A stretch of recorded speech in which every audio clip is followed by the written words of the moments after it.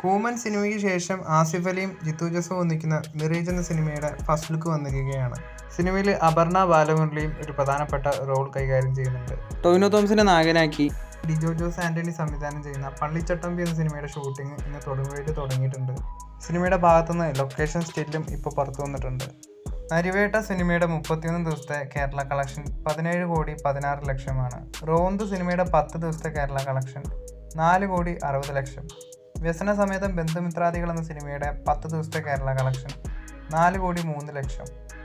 ധനുഷിന്റെ കുബേര സിനിമയുടെ 3 ദിവസത്തെ കേരള കളക്ഷൻ 77,00,000. കുബേര സിനിമയുടെ 2 ദിവസത്തെ വേൾഡ് വൈഡ് കളക്ഷൻ 53,75,00,000 രൂപയാണ്.